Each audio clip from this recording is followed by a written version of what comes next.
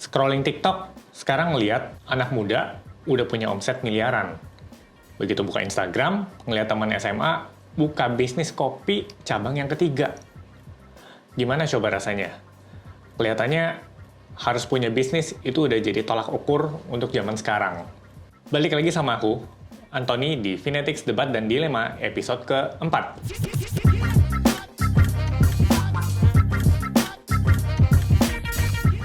Pada episode kali ini, kita akan membahas satu hal yang jadi impian banyak orang, yaitu untuk punya bisnis. Di sini udah ada Edwin Ardiwinata, dia adalah CTO dari Finetics. Ya. Di balik layar teknologi, kita tahu Ko Edwin punya banyak track record panjang di dunia bisnis. Ya. Nah, tanpa berlama-lama, kita coba kenalan dan saya dulu dengan Ko Edwin. Hai, Ko. Apa kabar, Ko Edwin? Baik, aman-aman. Oke, jadi topiknya memang kita bakal banyak menginterogasi Ko Edwin tentang bisnis nih. Dan teman-teman jarang-jarang kan punya kesempatan buat interogasi seorang CTO nih. Oke, Ko Edwin, jadi sebelum kita mulai, agak penasaran sedikit. Karena banyak orang bilang sebelum memulai bisnis kan harus punya pertimbangan.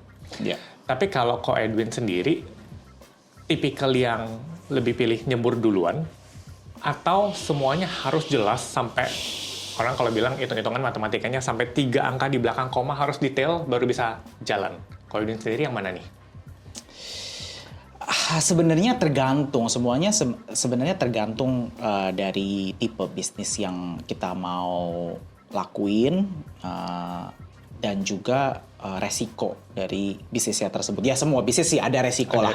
Nggak ada satupun bisnis yang tidak ada resikonya. Semua ada bisnis itu, semua bisnis tipe bisnis mau kecil, medium atau besar itu semua ada resikonya pasti. Tapi memang saya kebetulan udah pernah involve di hampir semua tipe. Misalnya yang bisnisnya nggak terlalu besar, tapi hitung-hitungannya nggak terlalu matang, tapi ya udahlah gitu, kayaknya oke, masuk aja gitu. Sudah pernah. Sampai yang benar-benar dihitung, tahu gimana cara ngejalaninnya, return of investment-nya seperti apa gitu kan, apakah possibility-nya masih bagus apa enggak gitu. Itu juga udah pernah sih. Jadi hampir semua tipe lah sudah ada pengalaman sedikit banyak.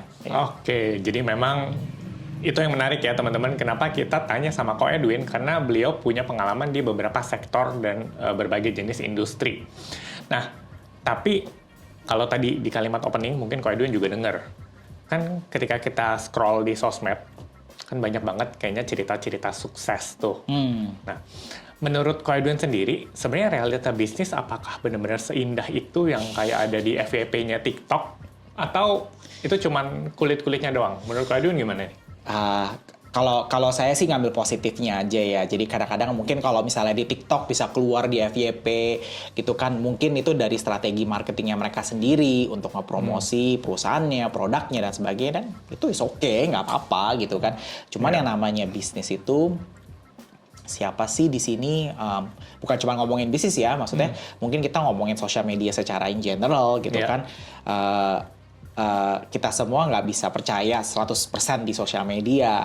Pasti siapa sih yang mau benar-benar kayak jujur, terbuka, yang benar-benar dalam tanda kutip telanjang gitu loh di sosial media, di mana benar-benar kesulitannya bisa kelihatan gitu kan, itu mungkin jarang sekali gitu kan.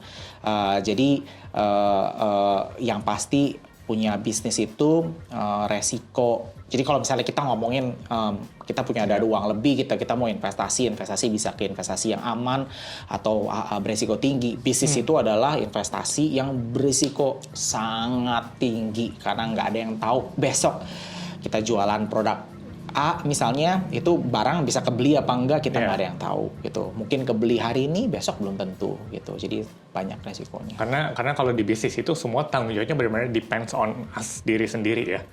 Itulah kenapa resikonya juga benar-benar sangat tinggi. Kita juga harus mikirin berbagai macam variabel bisnisnya sendiri. Betul. Nah, tapi ini penasaran, pertanyaan tambahan.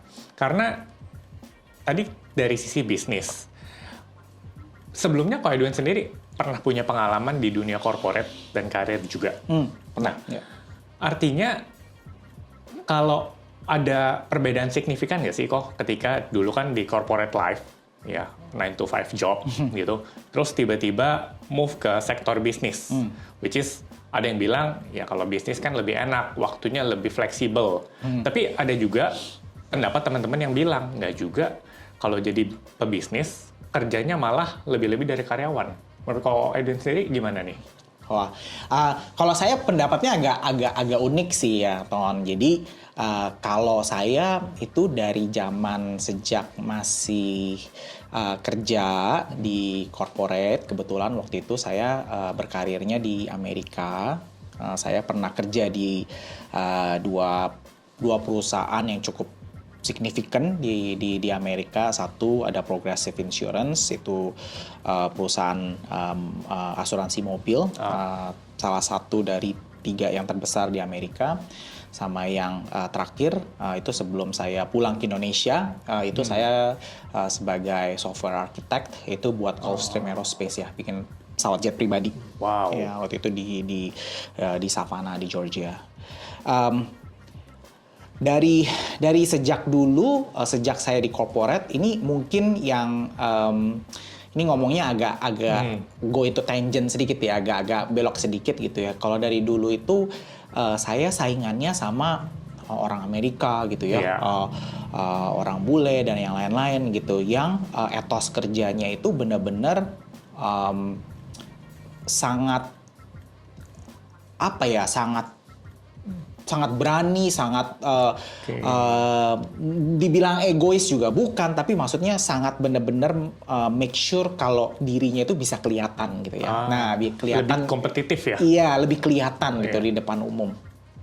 Nah, itu yang jadi apa namanya prinsip saya kerja, meskipun saya waktu itu masih di corporate gitu ya.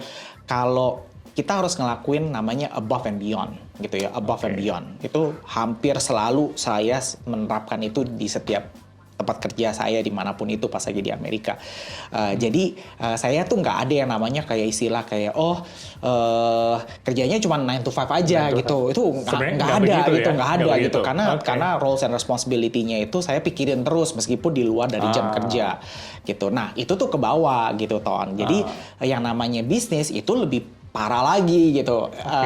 Kayak contoh misalnya di bidang industri makanan, misalnya F&B gitu kan. Coba restoran tutup jam berapa? Jam 10 misalnya 10, kan. Betul. Misalnya taruhlah jam 10. Lalu terus besok pagi kan itu harus sudah mikirin kan stoknya ada apa enggak. Misalnya kalau ada central kitchen-nya itu apakah sudah ready untuk produk-produk yang besok kan. Nah, apakah sebagai owner lalu stop dari jam 9 sampai jam 5? Nggak mungkin gitu kan. Malah 24 jam juga ya malah terus-terusan gitu kan mikirin kan. Belum lagi nanti ntar ada staff, masalah, ada operasional, ada problem. Lalu misalnya ada komplain dari customer atau permintaan khusus dari customer gitu kan. Dan itu kan harus yang di follow up. Seperti yang tadi saya bilang, yang namanya bisnis itu high risk. Karena apa? Karena variabel-variabel ini yang kadang-kadang kita nggak sempet pikirin pada saat pertama kali di proses initiation step ya pas di awal-awal gitu kan. Jadi kalau ngomongin kayak etos kerja gitu ya, kalau di bisnis saya pribadi gitu ya, kalau saya pribadi saya bilang no such thing as 9 to 5 atau no such thing as work-life balance gitu. Ya, your work is your life is your work gitu. Dan siapapun yang berpikiran mau ke bisnis itu harus bisa diingat selalu dan tidak boleh komplain gitu kan. Itu part of the fun actually gitu. I see, ya. Betul yang tadi Ko Edwin bilang, ya, you are what you do ya. Jadi itulah orang lihat apa yang kita lakukan sebenarnya, baik itu di pekerjaan, kerja ataupun bisnis. Jadi apalagi relevansinya zaman sekarang betul. Nggak bisa juga yang expect benar-benar 9 to 5 walaupun kerja. Dan itu tadi, satu kalimat kuncinya harus punya etos kerja yang positif ya. Baik ketika kita kerja ataupun melakukan bisnis pastinya. Nah, tapi dari sisi bisnis sendiri, karena kan Ko Edwin itu punya pengalaman bisnis kan udah cukup panjang. Nah, kira-kira ada perbedaan nggak sih gaya atau metode bisnis zaman dulu versus zaman sekarang? Terutama kalau sekarang kan semuanya serba digital, apalagi you are as the CTO. Ada perbedaan signifikan nggak? Sebenarnya sih enggak ya. Saya nge-quote sedikit dari Steve Jobs ya. Saya nggak hafal kayak quote exactly ya, tapi basically fokus utama mau kita bisnis apapun itu, produk apapun itu gitu ya, tapi fokusin kepada end customer gitu kan. Customer experience itu harus yang paling utama gitu kan. Mau di F&B atau misalnya di photo booth bisnis gitu misalnya, ataupun di Vinetics gitu, ataupun di bisnis apapun yang lainnya ya, FMCG dan sebagainya. Sebagai seorang pebisnis yang memberikan produk ataupun jasa gitu ya, itu harus difokuskan kepada end user experience-nya sih. Si yang bakal pakai itu siapa? Apakah problem yang kita mau pecahkan itu benar-benar bisa terpecahkan dengan produk atau jasa yang kita tawarkan.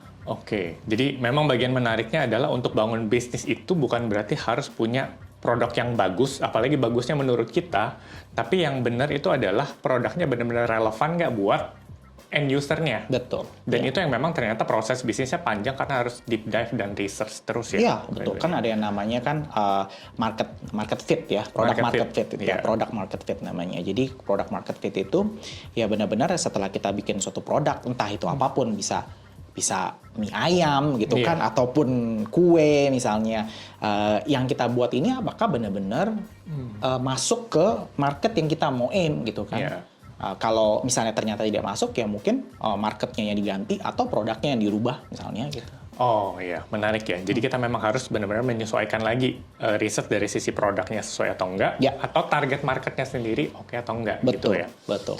Nah, terus sekarang banyak anak-anak muda kan yang juga cenderung punya antusiasme lebih, udah daripada kerja, bisnis aja gitu. Nah, nanya pendapat. Menurut Ko Edwin, buat yang let's say yang entry level, baru lulus kuliah atau baru kerja mungkin beberapa tahun, apakah akan lebih wise untuk kerja ikut orang dulu? Tujuan kan cari pengalaman. Atau itu udah better mereka coba mulai bisnis kecil-kecilan dulu? Mana yang paling penting nih? Sebenarnya jawabannya agak susah dijawab, Ton. Jadi sebenarnya tergantung kondisi si calon pebisnis ini gitu ya. Jadi kalau misalnya kita ngomong dari ekstrim yang sangat baik misalnya, di mana dia sangat privilege gitu kan, mungkin orang tuanya punya extra fund. Kalau menurut saya, kalau misalnya dia mau buka bisnis, meskipun itu high risk, ya why not? Apalagi dia misalnya masih muda gitu kan. Ya nggak apa-apa, it's okay. Bisnis kan nggak semuanya berhasil, bisa aja gagal gitu kan. Atau mungkin keberhasilannya butuh waktu gitu. Selama dia masih capable, ada pelurunya masih banyak gitu kan, why not gitu. Nah tapi yang harus saya tekankan itu adalah nggak semua orang itu bisa ataupun dalam tanda kutip layak untuk melakukan bisnis gitu. Coba deh, maksudnya kalau misalnya kita rasionalkan gitu kan, kalau semua orang di dunia jadi pebisnis gitu kan, yang kerja siapa employee-nya siapa gitu kan, nggak mungkin. Sedangkan kan bisnis tanpa staff, tanpa employee itu nggak mungkin gitu kan, karena kan pasti ada orang yang ngebuat lah, yang bantuin admin lah, mau ada AI sekarang juga pasti tetap ada sebagian yang harus ada diperlukan, SDM yang diperlukan kan, seperti itu. Jadi menurut saya nggak semua orang itu dilahirkan menjadi pebisnis gitu ya. Tapi kalau misalnya kayak ditanya kayak mau coba-coba gitu kan, menurut saya yang paling penting adalah mesti diingat bisnis itu adalah investment yang sangat high risk. Oke. Berapa kali sangat berapa kali itu 5 ya. Sangatnya udah banyak banget dah gitu. Jadi kalau memang kalian misalnya hidupnya masih on a defensive mode ya. Jadi maksudnya Yeah. masih dalam bertahan nih gitu ya. Misalnya dalam artian mungkin tiap bulan-bulannya cukup ataupun mungkin kurang untuk ngelakuin bisnis, menurut saya itu sangat-sangat berbahaya gitu. Oke. Ya. Kenapa? Karena ya kita nggak, sekali lagi gitu ya, bisnis kita nggak ada yang tahu. Ya kalau mungkin kalau dia lagi untung hoki gitu istilahnya, ya mungkin tiba-tiba dari nggak ada bisa jadi cuan gede-gedean. Bisa gitu, tapi apakah kalau dilihat dari statistik gitu, apakah iya maksudnya seorang yang melakukan bisnis itu bisa langsung jadi seperti itu kan jarang ya, maksudnya juga. Jarang sekali gitu kan. Ya luck lah, maksudnya kalau misalnya ada luck mungkin iya, tapi sebagian besar orang gitu kan, apapun itu bisnis lah, dari yang kecil atau yang besar gitu kan, itu ada risk. Tapi kalau misalnya saya bisa kasih tips sedikit. Karena ini yang saya lakukan pada saat saya masih kerja di Amerika, waktu itu masih di corporate, adalah saya menyisihkan waktu yang saya tidak terlibat di kerjaan utama saya untuk mencoba berbisnis. Gitu. Dan bisnisnya juga saya cari dengan kalkulasi yang matang gitu. Misalnya kayak, modalnya jangan yang terlalu besar. Kalau misalnya saya misalnya, contoh ya, ini contoh, misalnya saya punya modal cuma 1 juta rupiah. Saya tahu nih 1 juta rupiah nih kalau saya hilang dari bisnis ini, ya saya masih bisa tidur lah gitu, nggak apa-apa. Saya malah masih bisa tidur gitu. Saya nggak pernah mau misalnya kayak mau coba-coba tapi kayak saya pakainya terlalu besar sampai wah ini kayaknya kalau kebesaran kayak gini saya nggak bisa tidur nih gitu. Malah nggak tenang sendiri ya? Iya, itu nggak kayak gitu. Nah jadi yang saya lakukan adalah saya menyisihkan waktunya itu di luar dari corporate work-nya saya pada saat itu. Nah yang terjadi adalah itu bantu saya untuk ngelihat kan, ternyata tuh bisnis tuh kayak gini. Ternyata tuh susahnya tuh seperti ini gitu kan. Ternyata mesti ngobrol sama orang, mesti jualan, mesti melakukan pembukuan dan sebagainya macam, itu tuh kayak gini. And gitu. You do it by yourself semuanya? Iya, bareng-bareng sih, ada beberapa partner juga. Cuman pada saat yang kalau pertama kali sih coba-cobain sendiri. Waktu itu sih cuma jual-jualan aja gitu, sendiri aja gitu sih. Ya. I see. Tapi satu hal yang menarik, berarti memang ya selama tadi kata kuncinya adalah tidak mengganggu profesionalitas selama bekerja. Jadi memang di spare time kita boleh coba research dan lakukan hal-hal kecil yang bisa menunjang bisnis pertama kita. It will be good ya. Oke. Terus ini sebenarnya pertanyaan spontan ya, following question. Karena tadi dibilang kalau Ko Edwin sendiri lebih prefer pakai uang capital yang nggak bikin kita jadi nggak tenang. Jadi kita udah siap kalau memang sorry to say loss, ya udah. Tapi kan banyak juga nih kok teman-teman yang bilang, sekarang gampang. Udah ada program kayak KTA, kredit tanpa anggunan. Jadi tanpa kolateral pun bisa jalan. Apalagi KTA kan kadang dari bank ya. Apalagi kalau dari pinjol, udah banyak lagi tuh. Banyak teman-teman yang pernah coba, ya udah katanya kan hutang itu bisa sebagai leverage. What if kalau teman-teman baru mau mulai bisnis dengan modal terbatas, karena dibilang gini Ko Edwin, ya kalau lu mau nunggu, nanti nggak kumpul-kumpul modalnya. Kenapa nggak tanda kutip ya, di leverage aja? What do you think about that? Kalau saya orangnya lumayan konservatif sih, Tom. Jadi sebenarnya balik lagi tergantung ke seberapa berani orang itu gitu ya. Tapi kalau misalnya saya modelnya itu konservatif, jadi saya pasti coba pakai capital sendiri dulu. Gitu ya. Ada beberapa misalnya ada beberapa yang mungkin oke kalau misalnya pakai duit orang lain. Ya. Karena sebenarnya kayak misalnya kita contoh ngomong secara makro, secara global ya. Jadi kalau misalnya kayak Singapura gitu. Singapura secara negara gitu ya. Kenapa bisa sangat berkembang dengan pesat gitu kan? Itu karena dia pakai duit orang lain. Ya kan?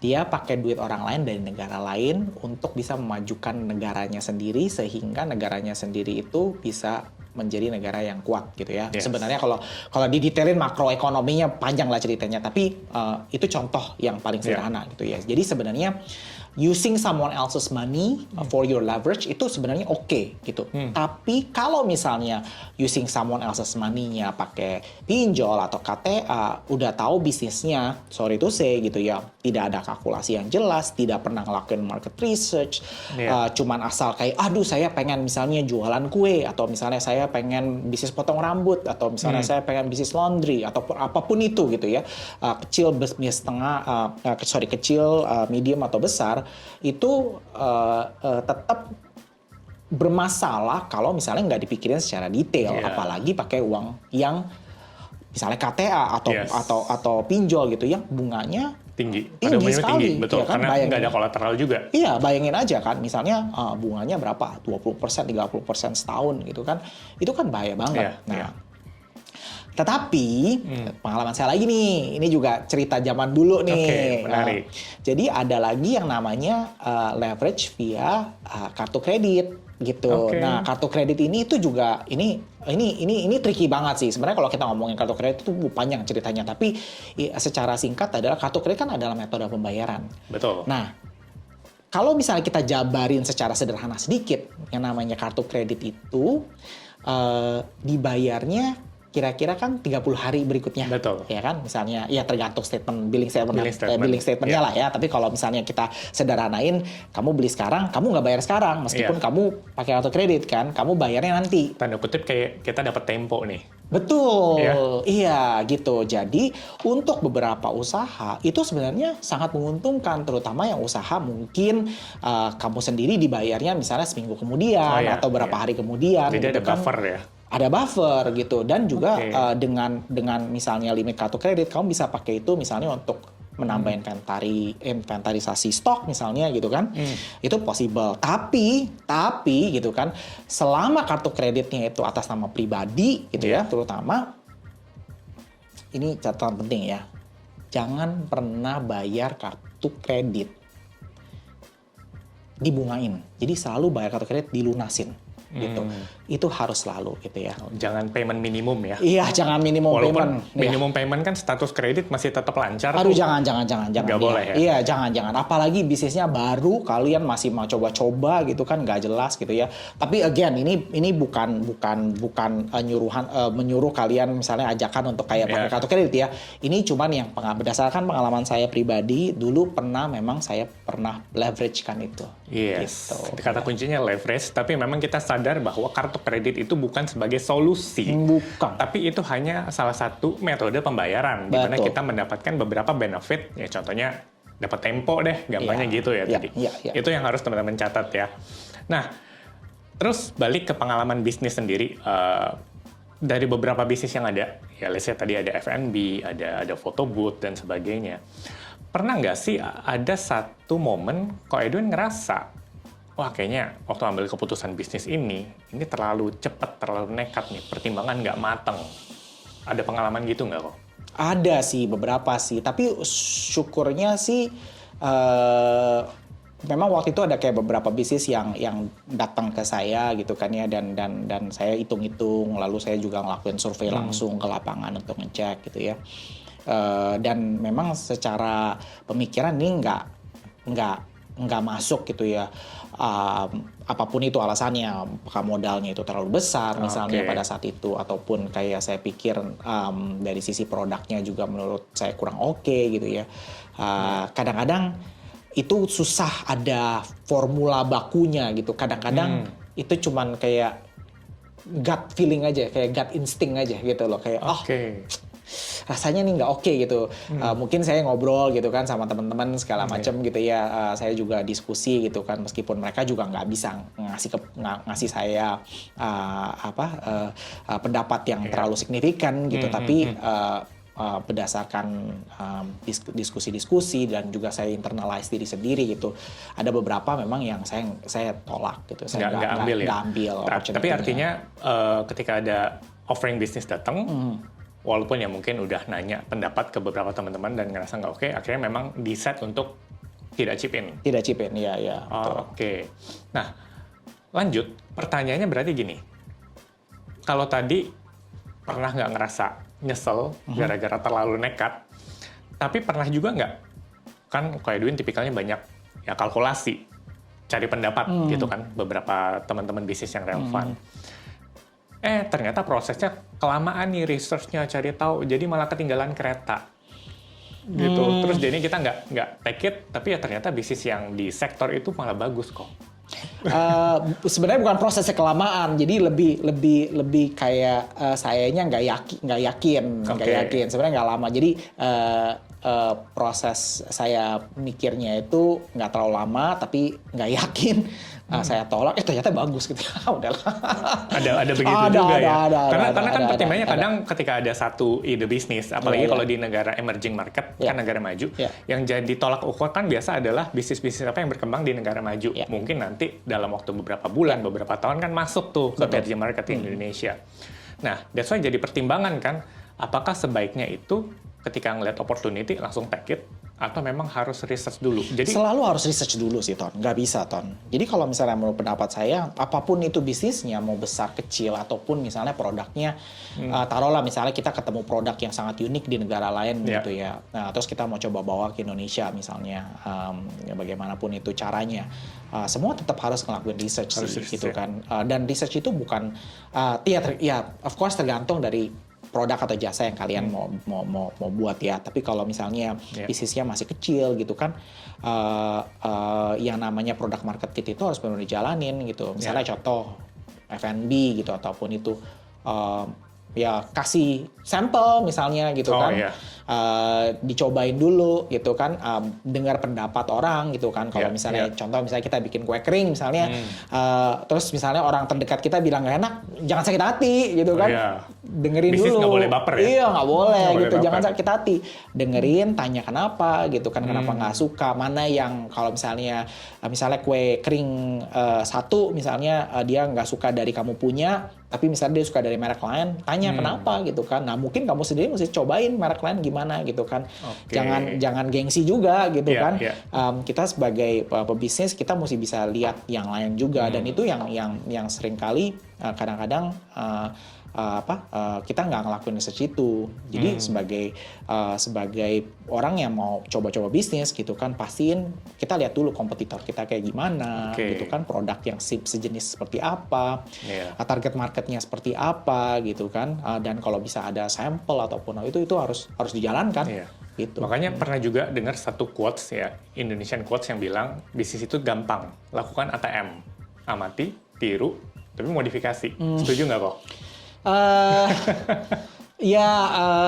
Ada ya setuju sih, tapi kadang-kadang harus ada unique selling proposition-nya gitu ya. Jadi harus ada USP-nya juga gitu ya. Misalnya kayak ya bayangin aja misalnya dalam satu jalanan umum semua orang jual kopi atau semua orang jual kue kering gitu kan.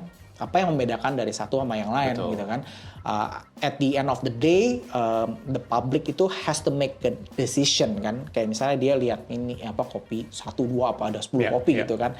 Gitu kadang-kadang kan mungkin harus ada pembedanya, entah itu dari produknya gitu kan, atau dari strategi marketingnya gitu kan. Karena saya melihat ada beberapa misalnya contoh F&B roti misalnya, itu dia pintar kayak strategi marketingnya itu dia taruh kios buat pesen rotinya itu di luar, jadi kelihatan kayak ada yang ngantri rame gitu di depan, sedangkan yang lain langsung masuk ke dalam gitu. Padahal di dalam juga ada orang juga. Padahal gitu. Sama-sama ngantri, tapi yang satu ngantrinya nggak kelihatan. Iya, satu nggak kelihatan, satu kelihatan gitu kan. Nah, bayangin kalau kamu naik kendaraan, kamu lihat di jalan kan, kamu pasti penasaran kan.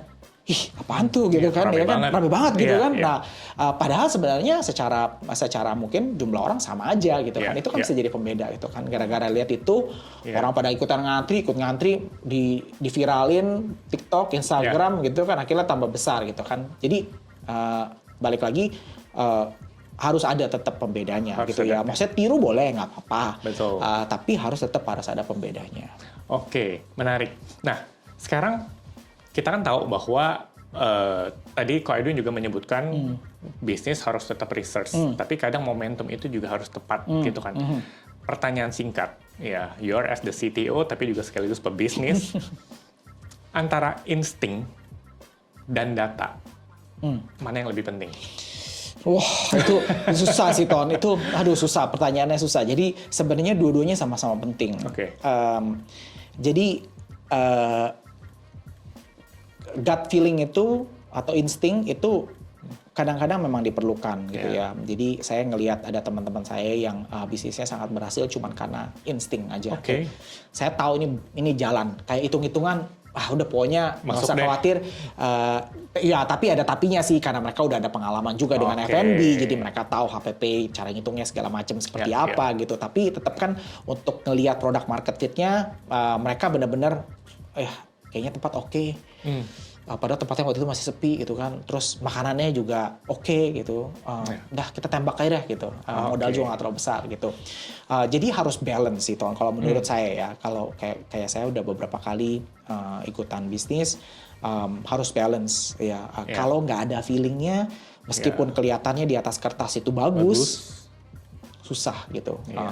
Dan nggak bisa juga sebenarnya mengandalkan feeling, karena beda dengan orang yang udah punya jam terbang tinggi di dunia bisnis, dia udah dapet sense bisnisnya, udah tahu tempat oke, produk oke, kayaknya bisa. Itu baru insting yang udah teruji, terbangun ya. Iya. Tapi sampai dengan saat ini pun itu juga masih struggling saya sih. Ya selalu jadi dilema ya buat teman-teman pebisnis. Selalu.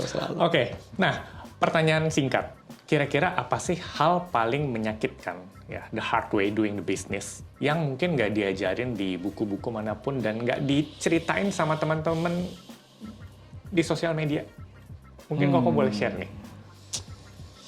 Mungkin yang paling signifikan buat saya itu adalah kita pikir kita itu sudah tahu apa yang kita lakuin. Oke. Tapi ternyata di realitanya sebenarnya kita nggak tahu apa yang kita even lakuin, gitu ya. Ya mungkin kalau ini sih sebenarnya bukan rahasia umum ya, mungkin di buku-buku manajemen atau bisnis pun pasti udah ada yang discuss, tapi kadang-kadang mungkin di sekolah itu kurang gitu ya diajarin. Jadi kita mesti ngesampingkan ego. Gitu. Jadi egonya kita itu kadang-kadang kayak, gue udah tahu gitu kan, gue udah bisa bikin ini gitu, pasti dia suka gitu kan. Udah ngerasa pinter duluan gitu. Iya gitu, karena pada kenyataannya semua bisnis itu pasti harus melihat kayak faktanya di lapangan melalui data, melalui pendapat dari konsumernya dan sebagainya gitu ya. Kadang-kadang itu yang kita lupa, kita harus mengesampingkan egonya kita.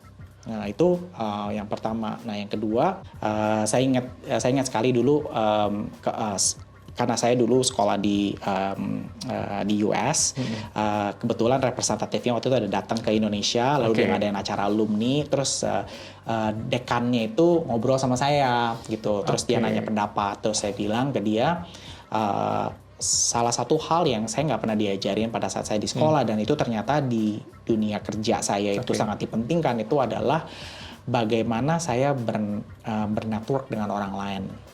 Gitu kan, itu yang nggak diajarin di sekolah, karena diajarin di sekolah itu kan cuman bagaimana memanage orang, bagaimana menjalankan bisnis, bagaimana hitung-hitungan accountingnya, bagaimana science, bagaimana engineering gitu kan. Tapi kalau begitu ngomongin tentang networking gitu kan, itu yang nggak pernah diajarin gitu. Networking skill terutama. Networking skills ya, karena sebagai pebisnis itu hal yang paling utama adalah ya kita mesti kenal banyak orang gitu kan, entah itu untuk jualan produk kita sendiri atau misalnya untuk memperluas misalnya jaringan distribusi dan sebagainya gitu kan, itu kan penting gitu. Dan itu yang kadang-kadang mungkin kayak orang-orang mungkin yang introvert atau kayak gimana itu agak susah, agak struggling gitu kan ya. Dan itu yang definitely nggak diajarin sih di sekolah. Karena itu ya bagian terpenting dari bisnis. Selain kita punya ya let's say another technical things kan kayak supply chain yang baik, produk yang oke. Tapi jangan lupa networking itu jadi bagian yang paling penting ya. Betul. Oke. Nah sekarang kalau tadi ngomongin tentang hal-hal yang berhubungan sama persiapan bisnis. Nah, kita masuk sedikit ke sisi keuangannya nih, Kok.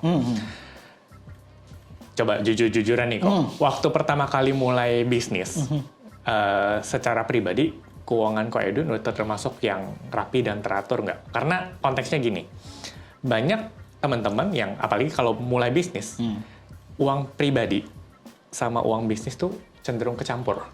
Kalau Edwin gimana? Sama pas lagi saya mulai pertama kali, kan saya dulu masih kerja, lalu kan coba-coba bisnis gitu ya.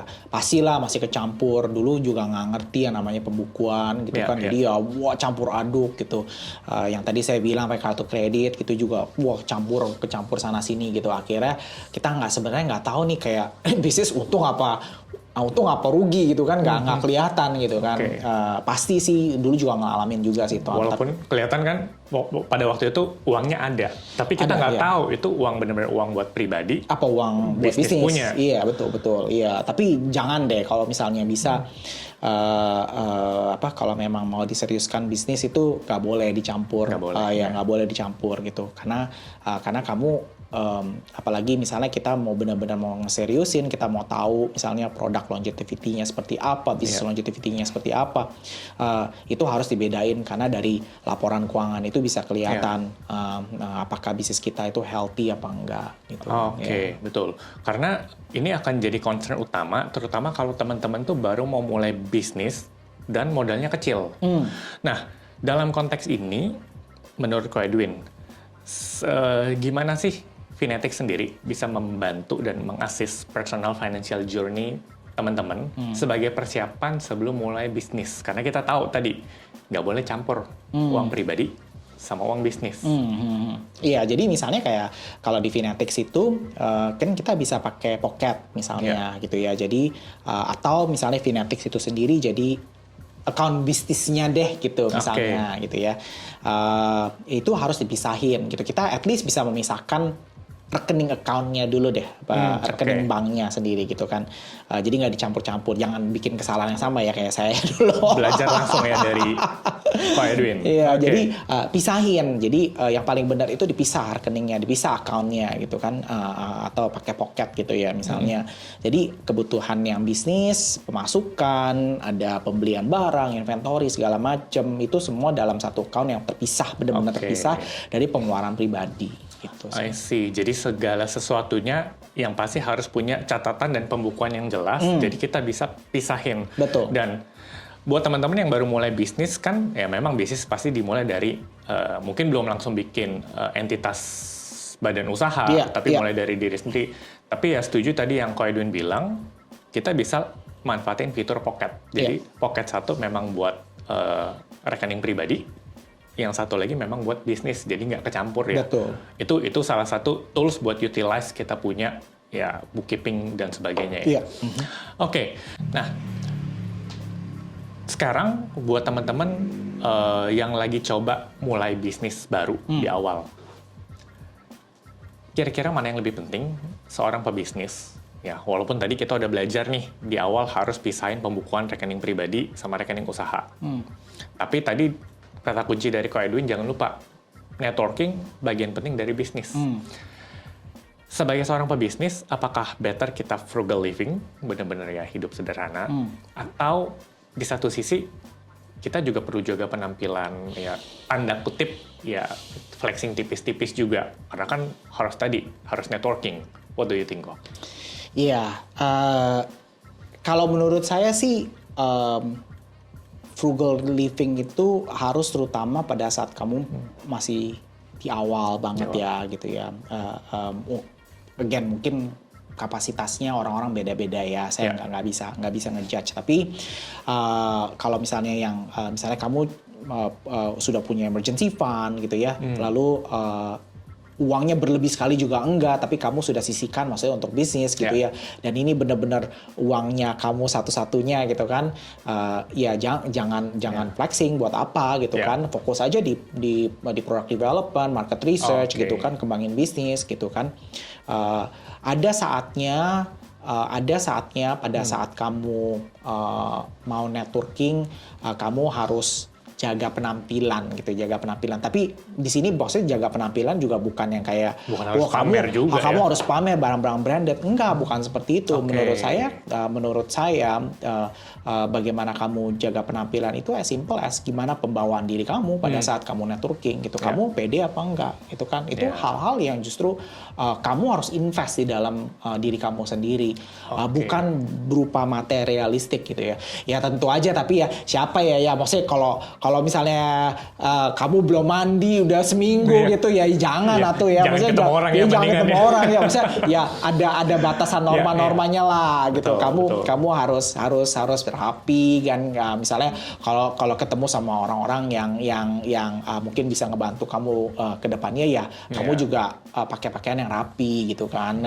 Nggak mesti kok yang kayak masa apa yang mahal-mahal atau kayak gimana, yang penting asal kamu rapi dan yang paling penting kamu pede, kamu bisa ngerepresentasikan diri kamu sendiri, kamu bisa membawa produk kamu, ngejelasin produk kamu secara pede gitu kan, dan itu yang menurut saya yang harus kamu invest gitu. Menurut saya kalau misalnya flexing yang positif adalah hal itu. Kalau kamu pede, kalau kamu bisa ngerepresentasikan diri kamu sendiri, itu flexing yang positif. That's it. Jadi untuk jaga penampilan itu memang penting. Perlu investasi juga, tapi investasinya itu nggak melulu barang-barang branded. Betul. Tapi juga investasi bisa ke diri sendiri, investasi leher ke atas, knowledge. Siapa tahu mungkin teman-teman bisa ikut program Money Boss buat investasi knowledge juga, ya. Nah, oke, itu menarik. Jadi memang networking penting, tapi ada tips dan trik dari Ko Edwin gimana kita bisa networking dengan baik tadi ya. Nah, sekarang kita lihat ada beberapa pertanyaan nih kok dari teman-teman netizen dan udah ada di layar. Jadi pertanyaan ini timbul karena topik pada episode kali ini menarik, kita ngomongin bisnis ya. Nah, kita lihat dari pertanyaan yang pertama. Ko Edwin, kalau bisnis lagi rugi, kapan kita tahu harus bertahan dan kapan kita tahu harus benar-benar stop alias ya quit? Ya, jadi balik lagi itu harus bisa kita lihat dari laporan keuangannya sih, gitu ya. Jadi laporan keuangan dan juga market research-nya. Jadi ini mungkin nggak directly ngejawab langsung, tapi saya ada di beberapa kesempatan di masa lalu itu, contoh pas lagi zaman COVID, ya pada saat itu siapa yang mau buka restoran? Oh iya. Gitu kan. Apa namanya siapa yang mau buka bisnis semua ya kan? Pada saat itu logistik lagi mahal-mahalnya. Betul. Gitu kan, satu batang besi aja untuk fondasi itu udah mahal harganya. Tapi pada saat itu kita bisa ngeliat opportunity gitu kan. Dan potensi marketnya ada, dan kita tahu trafficnya pada saat nanti setelah COVID ini pasti balik lagi, nggak mungkin kayak akan begini terus, nggak mungkin. Betul. Namanya dunia pasti selalu terus berputar gitu kan. Pada saat itu data ada, tapi insting juga harus berjalan yang tadi saya bilang. Gitu baru kan. mau bilang. Iya, jadi kadang-kadang itu diperlukan juga gitu kan. Lalu ada lagi kasus kedua di mana kita ada lihat produk tapi pas lihat tempatnya sepi. Tempatnya kayak kumuh gitu segala macam gitu. Tapi kita dengar-dengar juga gitu kan, ternyata memang ada opportunity di mana nanti tempat ini akan direvitalisasi gitu kan, jadi lebih baik dan pasti nanti ntar akan rame gitu kan.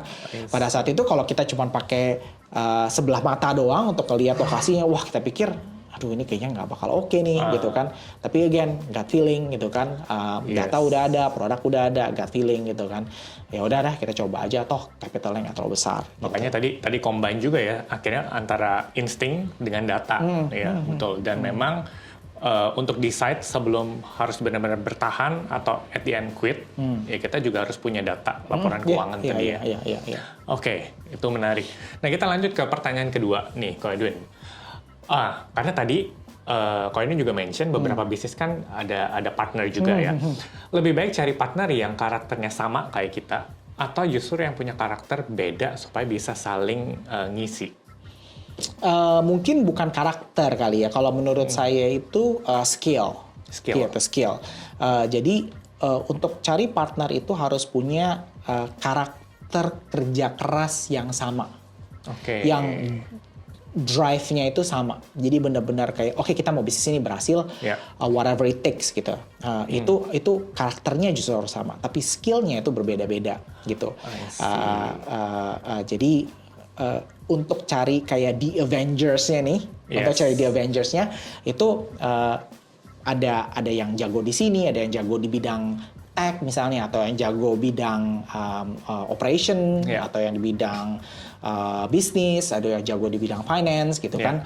Menurut saya itu jadi satu kesatuan gitu ya. Yang pasti itu harus cari skill yang saling harmonize with each other, gitu. Dan ditambah tadi karakter, etika kerja gitu kan, yang benar-benar drive-nya itu benar-benar harus strong gitu. Itu harus sama, harus ada. Jadi gitu. jadi visi ke depan itu udah tahu goalnya sama-sama mau maju ke depan. Itu yang harus sama. Tapi of course memang skill dan technical set yang dimiliki itu berbeda-beda buat saling lengkapin. Kata kuncinya buat jadi Avengers tadi. Oke, menarik. Nah, kemudian lanjut ke pertanyaan terakhir nih, Ko Edwin. Gimana sih cara ngatur mental pada saat di titik terendah bisnis, tapi harus tetap kelihatan oke. Oke itu kan bisa oke di depan teman-teman tim, staff, dan oke di depan klien. Kalau saya lebih mementingkan honesty sih. Jadi kalau misalnya suatu hal itu lagi nggak berjalan, entah itu bisnisnya lagi slowing down, lebih baik jujur sama semua tim gitu kan, entah itu manajemen timnya atau staffnya ya. Jadi supaya mereka tahu kalau misalnya ada problem yang harus kita pecahin bareng-bareng gitu kan, even ke partnernya kita misalnya atau ke eksternal klien gitu misalnya. Tapi harus diimbangin dengan positive attitude gitu ya. Honesty with the bad news itu kalau nggak ditambah dengan positive attitude itu bakal ngerusak kita punya perception, kita punya nama gitu ya, integrity gitu kan ya. Siapa sih maksudnya yang punya bisnis selalu di atas, kan nggak ada ya. Semua bisnis itu selalu up and down. Dan yang paling penting yaitu kita punya integritas, kita bisa honesty, tapi meskipun seberapa jeleknya beritanya, tapi kalau ditambah dengan positive attitude gitu kan, kita tahu apa yang mesti kita lakuin, apa yang kita mesti research, kita bisa kasih assurance gitu kan. Kita bisa punya strategi untuk bisa menangin customernya lagi gitu. Itu yang hal yang paling penting sih. Oke, menarik. Dan tadi sebenarnya ini pertanyaan terakhir, tapi ternyata banyak yang penasaran Ko Edwin. Ditambahin lagi satu pertanyaan. Boleh ya, bonus ya? Boleh. Ko Edwin setuju nggak pendapat yang bilang kalau kamu punya privilege, terutama dari sisi ya tadi ya kita sempat bahas sumber dana, bisnis bakal lebih mudah survive atau lebih cenderung gampang sukses lah bisnisnya? Nah, dibanding yang tadi, yang ya secara capital modal masih jauh lebih terbatas ya. Let's say yang nggak ada privilege lah ya. Iya, sebenarnya kalau mungkin katanya bukan gampang ya, tapi mungkin survivability chance-nya lebih ada gitu ya, dibandingin mungkin yang buat kita nggak ada privilege gitu ya. Yang udah punya privilege, kenapa saya bilang survivability-nya mungkin lebih ada, karena ya karena mungkin networking dari family-nya udah clear, udah jelas gitu kan, access to fund-nya juga udah banyak gitu kan, ekosistemnya juga ada iya, gitu dan dia sendiri mungkin nggak perlu takut kalau misalnya uang yang dipakai buat bisnis itu hilang gitu kan, untuk ngehidupin keluarga dan sebagainya, atau diri sendiri pun dia sudah ada gitu kan, atau bisa dicukupi dari sumber dana lain, dan itu ya benar, itu nggak salah sih omongan seperti itu. Dan kalau ada dari antara kalian yang memang seperti itu, yang is okay, nggak apa-apa, itu that's your luck gitu ya. So it's okay. Tapi bukan berarti the rest of us gitu yang mungkin nggak privilege, itu bukan berarti kalian juga punya kesempatan yang lebih rendah gitu, nggak juga gitu ya. Karena balik lagi gitu, saya dengar banyak cerita kok kayak orang-orang yang memang dari keluarga yang biasa aja, tapi bisnisnya jalan, bisnisnya berhasil gitu kan. Entah itu jualan kue atau jualan makanan atau jualan jasa, servis dan sebagainya gitu kan. Yang penting yaitu tadi, semangat kerjanya tinggi gitu kan, nggak boleh nyerah, itu yang paling penting gitu ya. Kalau misalnya bisnis itu nggak boleh nyerah gitu ya, sama pantang mundur, harus bisa terima resikonya. Dan yang tadi di awal udah dibilang, kalau saya pribadi itu no such thing as work-life balance gitu ya. Your work is your life is your work gitu kan, dan itu kamu harus passionate tentang itu. Selama itu kamu bisa jaga gitu kan, chance kamu untuk berhasil itu juga tetap ada gitu. Oke. Jadi teman-teman lihat ya, kita banyak dapat ilmu daging dari Ko Edwin di episode kali ini. Jadi aku sendiri belajar cukup banyak dari pengalaman Ko Edwin, dulu sempat di corporate life, kemudian juga masuk ke dunia bisnis hingga sekarang ya. Nah, Sebagai penutup, ya, once again thank you buat Ko Edwin udah mau berbagi di episode Debat dan Dilema ini. Sebagai closing statement, mungkin dari Ko Edwin ada yang mau ditambahin buat teman-teman semua? Iya, tadi saya mau nekenin aja. Jadi kalau misalnya kita mau masuk ke dunia bisnis, pastiin selalu kalau misalnya personalnya kita itu memang sudah ready. Bukan cuma dari secara materi, tapi secara dari soft skill gitu ya. Etos kerja kalian harus baik gitu ya. Kalian nggak boleh gampang nyerah. Dan yang penting juga ego. Jadi mungkin dari kalian yang tahu kayak yakin dan percaya kalau misalnya produk kalian itu bisa yang terbaik, yang paling bisa berhasil dan sukses, itu harus diingat. Karena ego itu sedikit banyak bisa ngegrogotin bisnis kita gitu ya. Ego itu harus dikesampingkan. Dan juga yang paling penting adalah kalian harus ngelakuin networking gitu ya, harus bisa benar-benar kenalan sama orang gitu kan. Saya sendiri sebenarnya sedikit introvert jadi tapi kadang-kadang saya maksa juga untuk bisa ngobrol sama orang lain di depan umum gitu ya. Dan itu hal yang harus dilakukan sebagai kamu mau jump into ke bisnis. Dan di sisi materinya juga, kalau kamu memang belum siap secara materi, jangan gitu ya. Mendingan fokus di pekerjaan utama kamu kumpulin uangnya dulu, emergency fund-nya ada, kamu bisa cukupin diri kamu sendiri, baru kumpulin uang untuk bisa lakuin bisnis. Karena ingat, bisnis itu adalah satu investasi yang high risk, itu ultra high risk ya. Jadi bisnis itu bukan untuk semua orang. Dan is okay kalau misalnya kalian nggak kejadian untuk bikin bisnis, itu is okay gitu ya. Memang nggak semua orang itu harus berbisnis. Iya, oke. Thank you so much buat Ko Edwin. Banyak banget dapat wejangan, banyak banget dapat ilmu daging. Mulai dari teman-teman kalau misalkan nanti apa yang harus dilakukan nih ketika mau mempersiapkan bisnis gitu ya. Kemudian juga tadi ada dipesenin sebelum benar-benar mulai bisnis, pastiin juga personal finance kita udah jauh lebih siap dan lebih stabil, punya dana darurat, pisahin keuangan dan sebagainya. Betul. Once again, thank you Ko Edwin. Good luck for your business dan financial journey buat ke depan. Jadi intinya teman-teman, kalau untuk nekat, mungkin kata kunci yang tepat itu bukan nekat, tapi kita memang harus berani melangkah. Tapi segala sesuatunya juga harus tetap diperhitungkan, supaya jangan sampai bisnis ketika baru jalan beberapa kilometer nanti malah tiarap. Ya. Oke, terima kasih buat teman-teman yang udah menyaksikan Debat dan Dilema di episode kali ini. Aku yakin masih banyak banget pertanyaan-pertanyaan, jadi feel free kalau dari teman-teman semua ada pertanyaan terkait episode kali ini, teman-teman boleh tulisin di kolom komentar. Apakah kamu termasuk tim yang modal nekat atau tim yang nunggu siap? Ya. Dan jangan lupa pantengin terus channel kita di Debat dan Dilema. Jangan lupa subscribe, like, dan share. Dan selalu nyalain notifikasi karena kita akan hadir di episode-episode selanjutnya dengan tema yang lebih menarik. Terima kasih.